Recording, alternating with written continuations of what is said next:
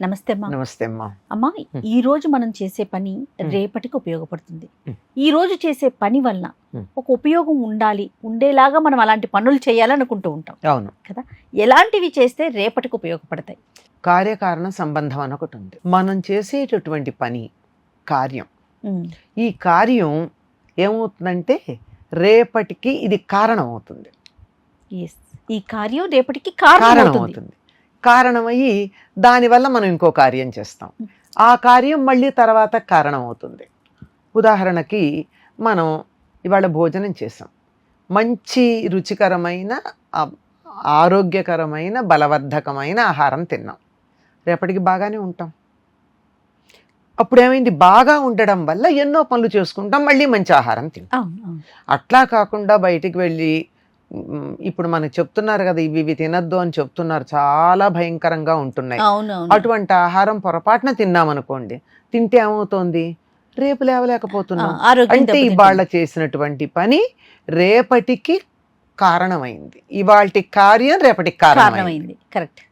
ఇవాల్టి కార్యం రేపటికి కారణమైంది. ఆ కారణం వల్ల ఏం చేస్తున్నాం, ఆ పూట పస్తుండడము, కడుపు నొప్పి వస్తే పస్తుంటాం, అది ఇంకేదన్నా ఇబ్బంది పెడితే మందులు వేసుకుంటాం, ఇంకా ఎక్కువ ఇబ్బంది పెడితే హాస్పిటల్కి వెడతాం. అంతే. అవన్నీ కార్యాలు.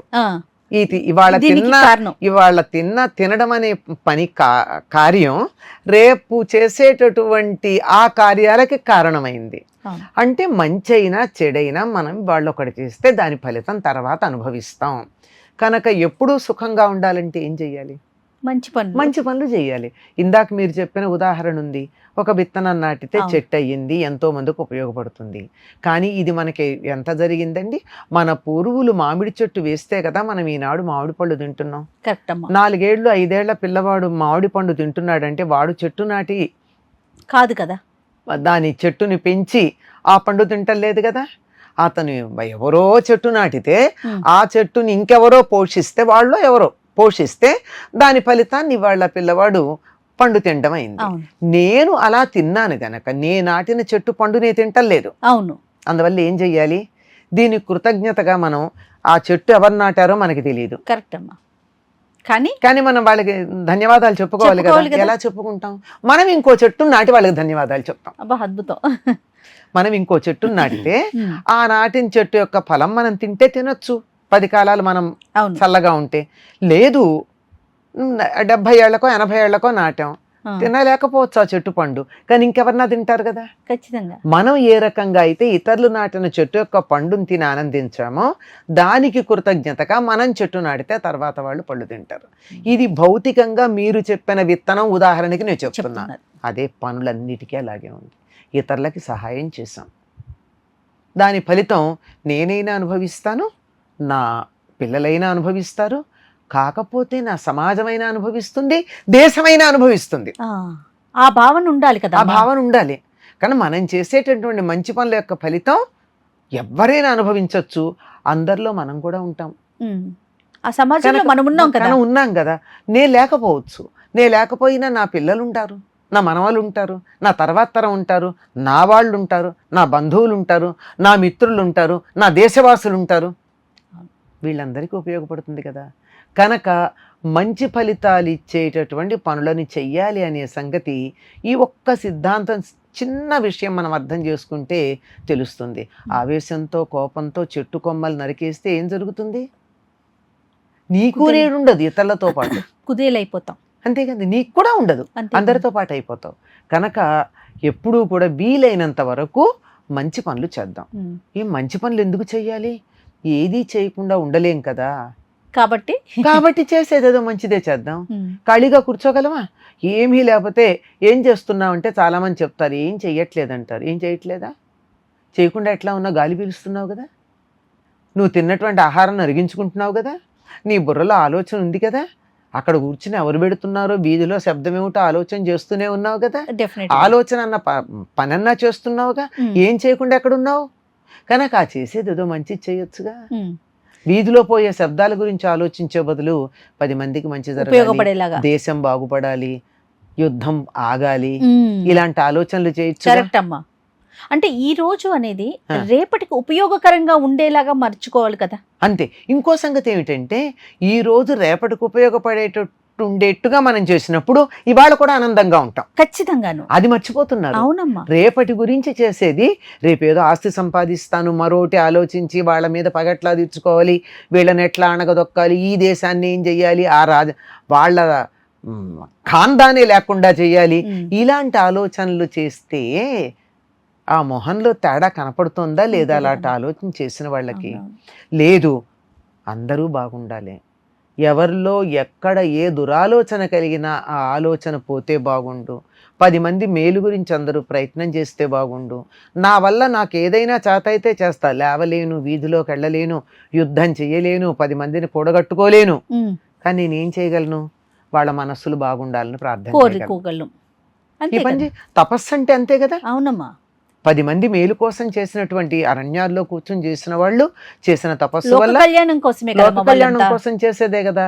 కనుక సర్వే జనా సుఖినోభవంతో అనుకుంటూ ఉండండి. ఆ మాటల్లోనే ఉంది. ఆ పదం అర్థం మాట నుంచి దానికి వాడినటువంటి అక్షరాలు ఉన్నాయే, ఆ అక్షరాలకు ఉన్నటువంటి శక్తి ఇంత అంతా కాదు.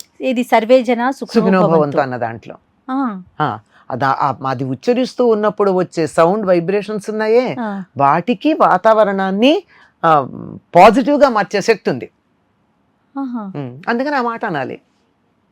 చాలా మంచి విషయం ఇది.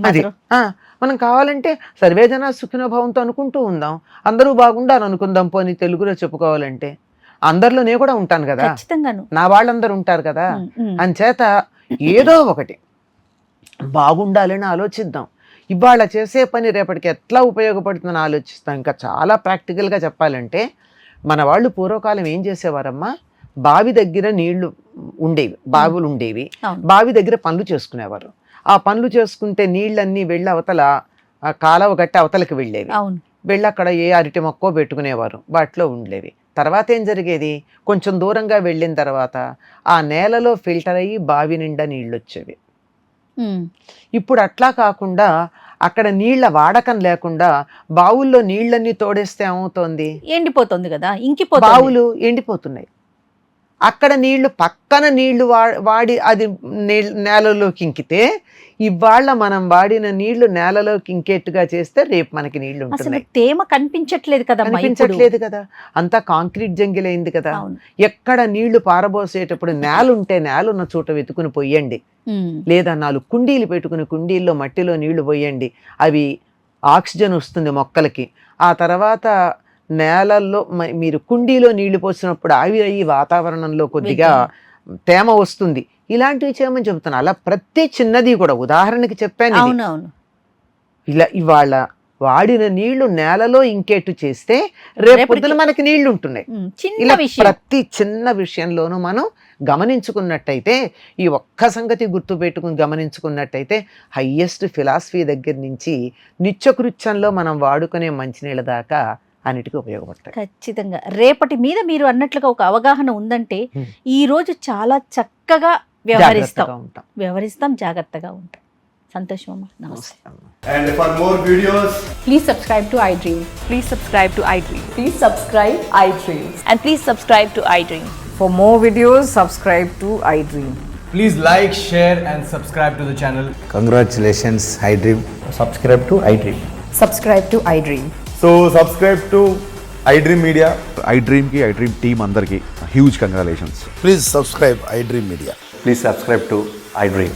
Subscribe iDream. Please subscribe to iDream. iDream అంటే నా కళల ఛానల్ను సబ్స్క్రైబ్ చేసుకున్న నోరు తిరుగుతలేదు, మీరైతే గంట గుర్తు కొట్టండి. For more such videos, please subscribe to iDream. Subscribe to iDream. Please subscribe to iDream. Please subscribe iDream Media. Please do subscribe to iDream. Please subscribe to iDream Media. For best entertainment and information, please subscribe iDream. And don't forget to subscribe to iDream.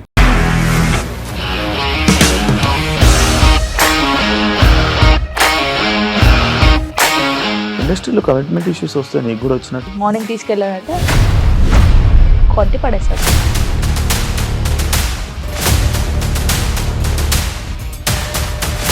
ఒక్కళ్ళు కూడా చూడలేదు ఈ cinema అని చెప్పడానికి కూడా చాలా ధైర్యం కావాలి. అది నిజం కదా, దాంట్లో ధైర్యం ఏంటి? ఇది నెక్స్ట్ డే ప్లేట్ మార్చేస్తే తప్పు కదా. As of now we are comfortable this అని నేను అనుకుంటున్నాను. రష్మిక గారిది మీది ఒకే ఊరంట కదా.